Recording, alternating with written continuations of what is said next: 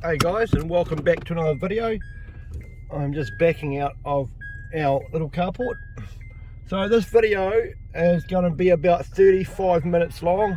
I'm not going to make it like I could, the driving part I could, skip it and make it like 10 times faster and stuff, but Nigel has asked for a video from our house to go to work, to where I milk, or on the way home. So I decided that I would do a video now of going to work, and I'll explain sort of where we are as we go along.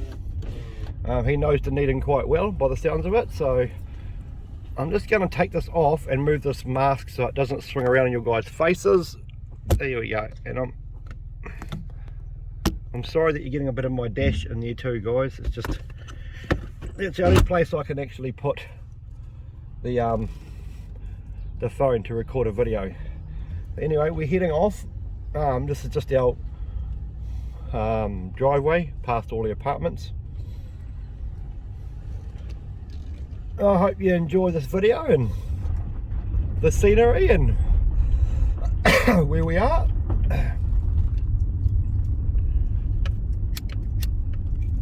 So if you want more videos like this, guys, in the future, just let me know. I'm happy to do them for you. So I'm a 30, I think it's 27 k's to where I milk. I've got two places where I milk, and they're both side by side each other, so it's really good and really handy. This is Dunedin. We're just about in the city centre. We only live 2 k's from the city centre. And then we'll head off onto the motorway. To my left hand side just here, you can see Spate's Ale House. I'll try to comment as much as I can about things I know. And straight up to these lights where we're stopping here is Princess Street to the left and to the right. So along like here and here, that's Princess Street, and that is the main street of Dunedin, the city centre. So that's how close we are to the city. Don't mind my coughing. I do have quite a cough at the moment. It's probably a smoker's cough and a bit of a cold. It's not COVID. It's just a cold. So this is the city centre itself.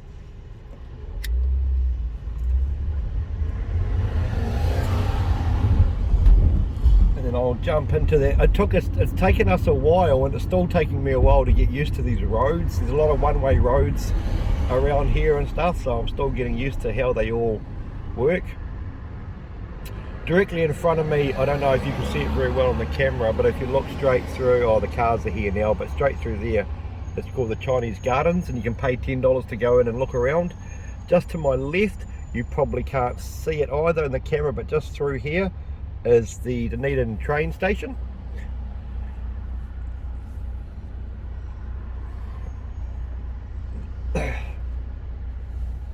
And obviously ahead of us at the very end of the road, if you were to go straight through these lights instead of turning, is the waterfront.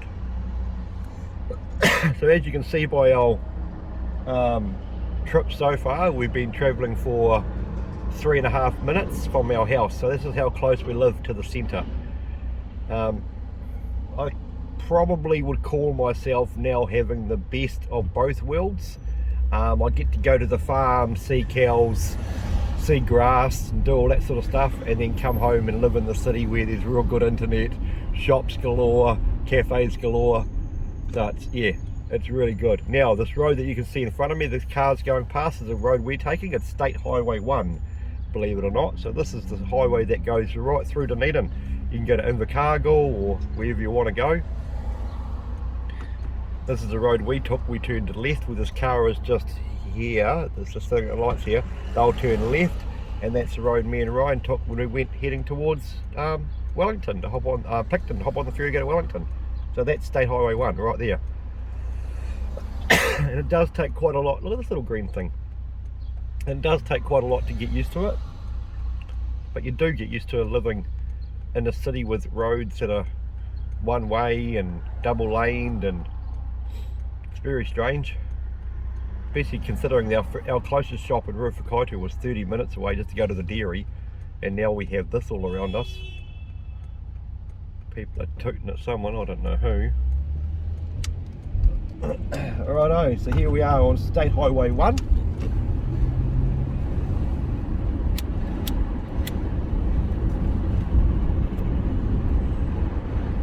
There's a bridge just above me, you can see. If you take that bridge and go over that way, that'll head you out to the coast and to Larnach Castle and all those areas. My bloody throat is quite raw and doesn't help because I smoke. Spotlight to the right hand side, and just on the left hand side, just past them, that's where we've got all our like hunting and fishing. And Jesus Christ, really though? I hope you all saw what I just saw, and you get that all over the place down here. People are freaking nuts at driving. You've got to have 19 eyes on you. So here we go now. We're heading down to these set of lights.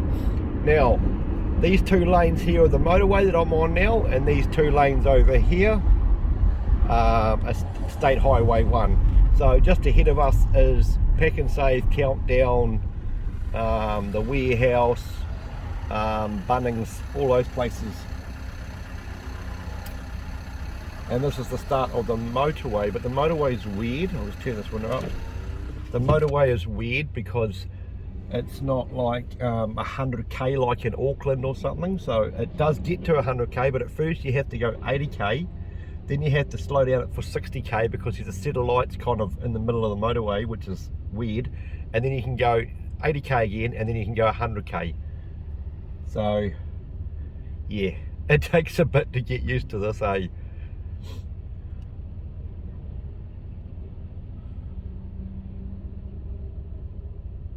So it is a fair distance for me to drive to milk.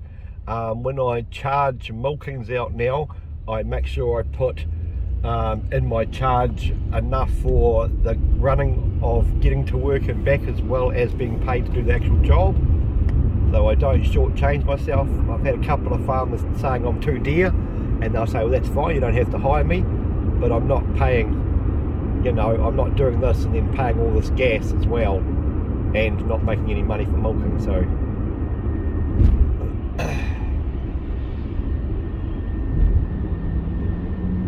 now I'm stuck on this motorway behind this bloody crane and I can't get through.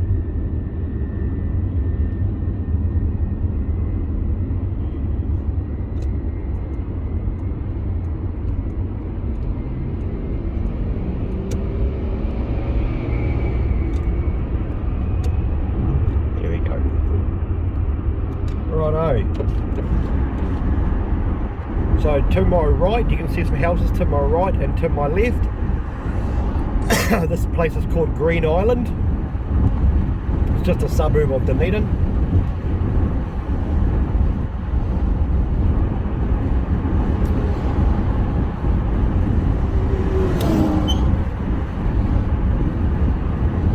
Beautiful day today. I don't know what the temperature is, but it's the first day this year that I wore a singlet and just a singlet. I have a shirt on now for milking, but I've been walking around in a singlet. So this farm I'm going to now, I work Monday to Friday just PM, so I only do afternoon milkings, which is really good because I do not have to get up early in the morning and go and milk cows. And since I had a stroke,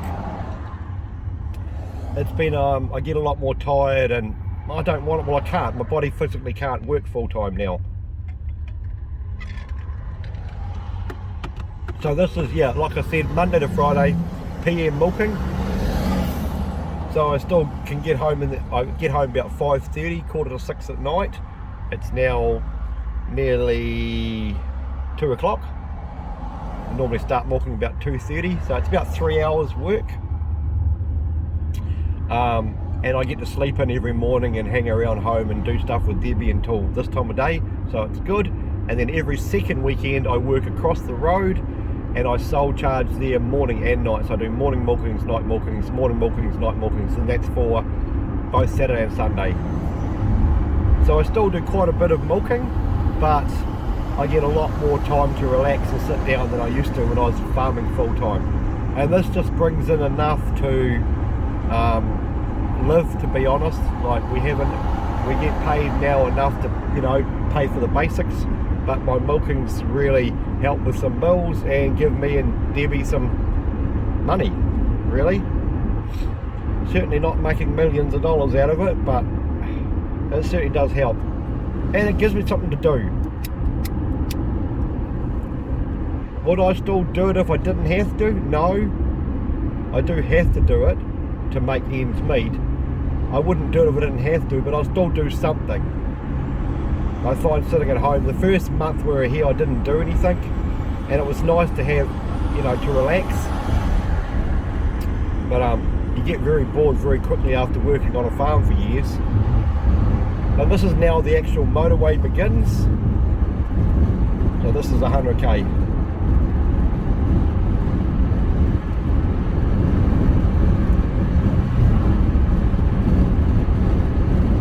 Nigel was talking about last time he was here, he went to the beach, St Kilda or something. I know where that is you're talking about. There was snow on the ground. When we first got here, the first week of being here, it snowed twice. So we did have snow twice. They were only snow flakes, so it didn't really sit on the ground for long. That's our first encounter of snow. I don't know what it's going to be like here this year's winter coming up. Well, after summer and everything. I'm expecting it will be, I've been told it's really cold, but Ruwhakaitu was bloody freezing too, so who really knows.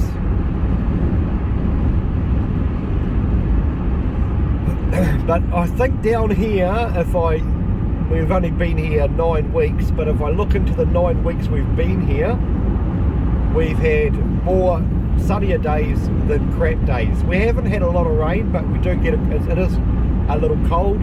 Again, guys, I apologise for the phone bouncing around, but it's just my phone's hooked up to the plug on the windscreen, so it does bounce a bit.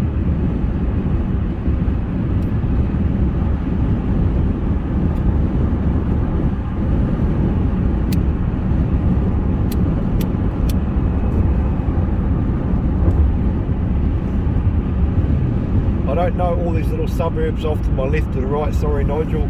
I'm not a Dunedin local yet. I'm still learning areas.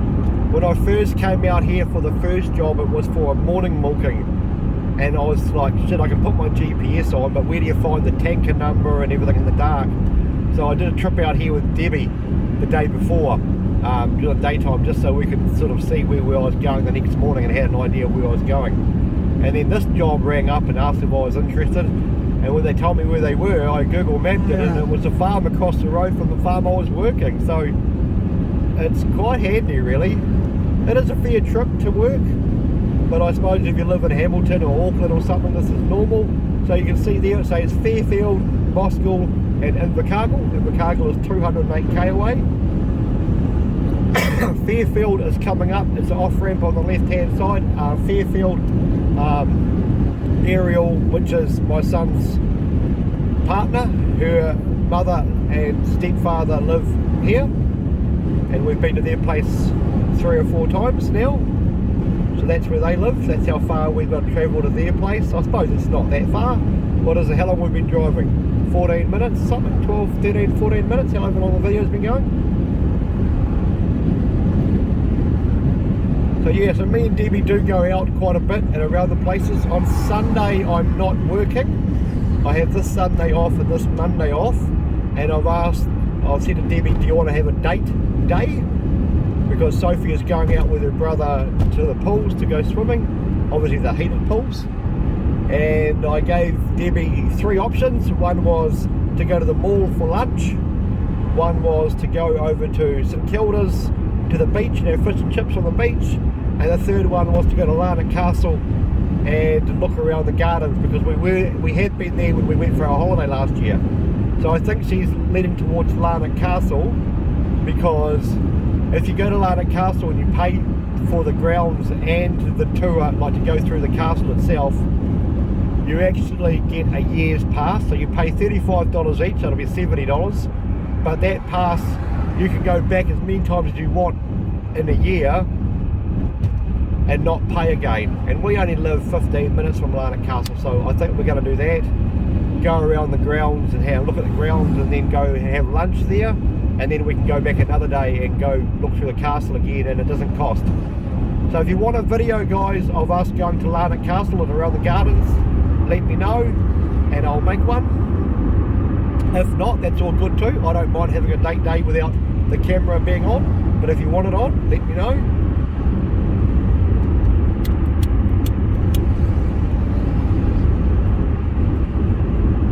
So this is where the motorway kind of ends down here. Where I work, so this is Moskill here.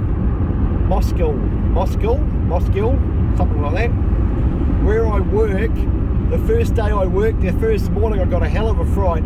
I thought that there was thunder and it was fucking booming outside the cow shed, and it gave me a hell of a fright. The cows didn't even budge, and I was thinking, well, that's weird, the cows aren't moving, but I'm scared shitless.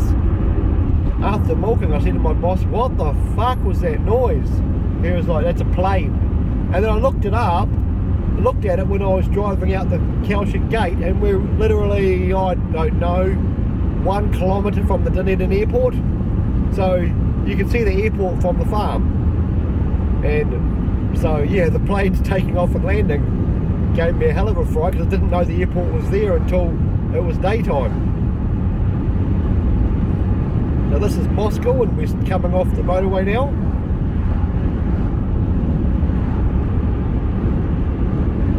I just had a text from Sam, who my boss is. I can't read it at the moment, but I'll look at it shortly.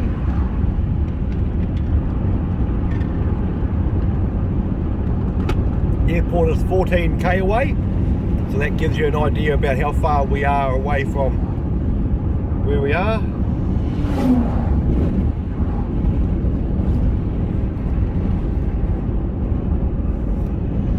It's really nice. I quite like Moskill. I don't know what it is about the place, but I quite like it. I was doing another milking job out here. I only lasted a weekend for him, not because he fired me, but because the agreement was how much you pay me. So when I milk, I don't charge myself out an hourly rate. I charge a milking rate, and I put my instead of charging K's for gas, I just charge a flat rate, and I make sure when I give a quote, I realise that obviously I realise that this is 27 K's to work and 27 K's back.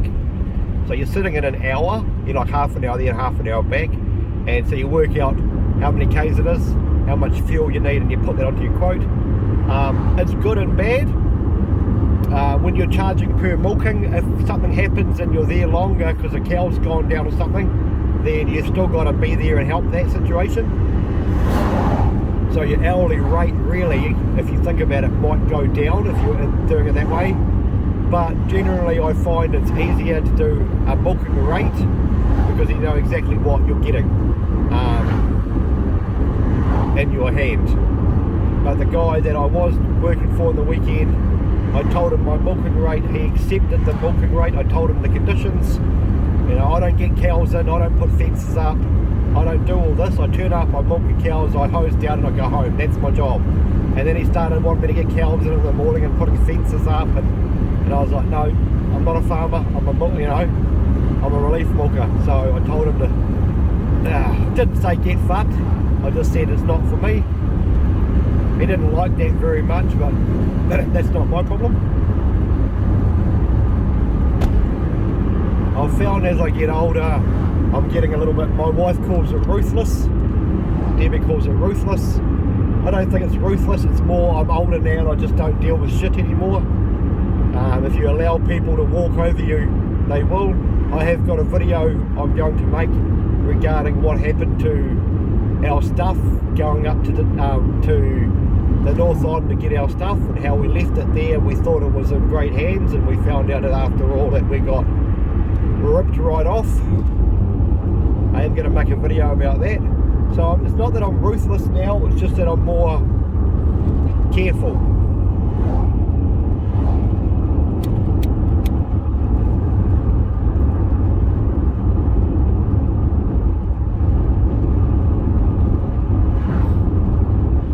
reason I'm talking a lot in this video is because Nigel's told me that he likes to go to work and listen to me talking shit while he goes to work, so he'll probably be having a great laugh about this one. So this is how easy it is, guys. Like I've said so many times before, all you have to do is comment and say what you'd like to see, and I'll make a video of it. You know, it doesn't have to all be about prison and bloody what I used to be like in the old days. I try to go away from that now. You know, my channel is changing life for the better, and I don't have that prison thought anymore, or all that other nonsense thought anymore. So this is my life now. It may be boring, but to me it's not boring, it's just normal. But if there's anything you want to see, I mean, even this, Nigel asked for a video of me driving to work, you know, so don't think whatever you're asking for is too lame. If I can make it, I will. But Nigel has been a massive support to me and my channel. I think he's been with my channel since nearly day dot. I don't know, he had to question me on that, but I think he's been with me for a long time. Nigel has also donated to getting my teeth taken out when I was asking about that, and Nigel has also helped us in other ways, other times as well, with things. So Nigel is a massive support to this channel, and I appreciate people like that, because I make these videos for people like that. So here we are now. We can either go straight ahead and carry on to Invercargill, which we're not doing, or we can turn right and head down towards the airport. So all I'm doing is following the airport sign. So if you are coming to this job and trying to see where I'm working, you just follow the airport signs.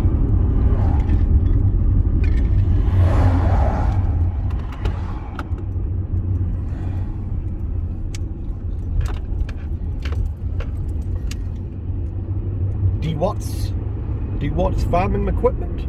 Bloody D Watts have got some really nice gear too.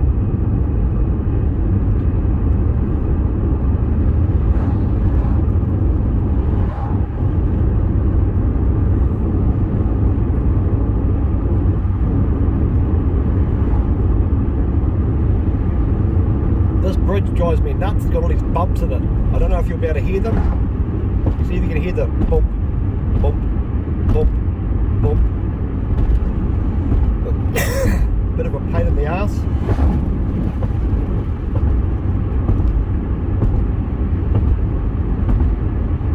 So the farm I'm milking in at the moment, Monday to Friday, has 520 cows, 2 herds, from start to finish, not including my travel time. 2.25 hours, maybe 2.5. We'll say 2.5. Yeah, 2.5 hours plus my travel time. So all up 3.5 hours, including coming to work and getting home.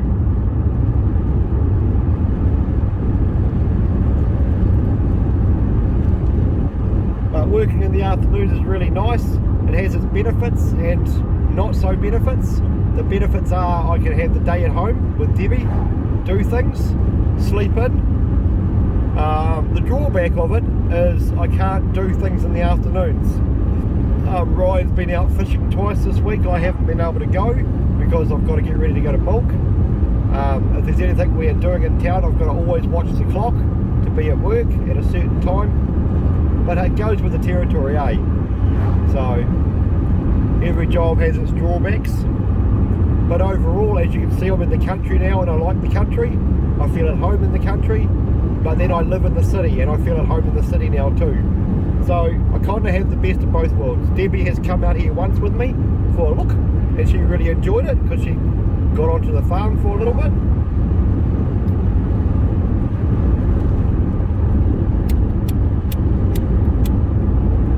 My light is running out.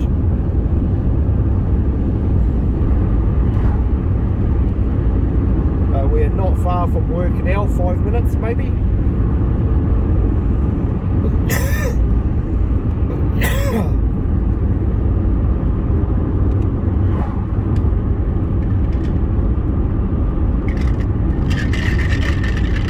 If you can hear that noise just shaking then, I bring a drink with me and put it in a flask. and I fill it with ice. So after milking it's still really, really cold. I get bloody thirsty milking.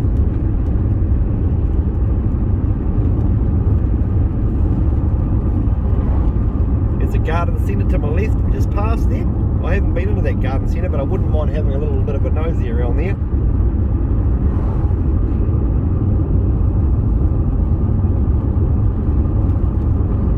I can't give you information about the mountain that's in front of us or anything, because I'm not, like I said, I'm not onto that yet. I will get there. The sharpest corner in history coming up right now, which I found out the first day because I nearly fucked it up.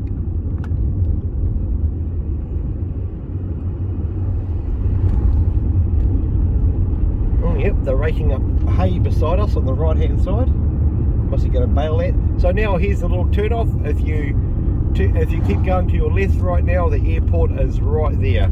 I can't show you, sorry, it's not on my camera's mounted to the windscreen, but just there's the airport, just down that road, half a K.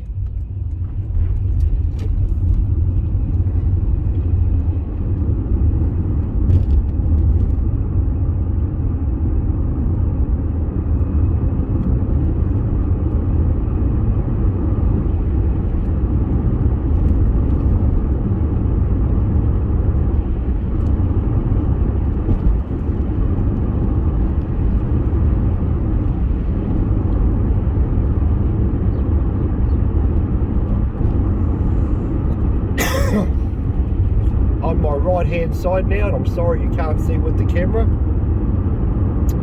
is the farm I milk every second weekend.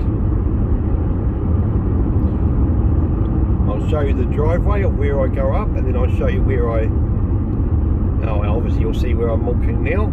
I won't give you a tour of the cow shed where I am now, I just don't think it's right. Okay, right to the right hand side of me right now is the driveway where I go every second weekend, and the farm you can see directly in front of us, the cow shed, is where I milk now.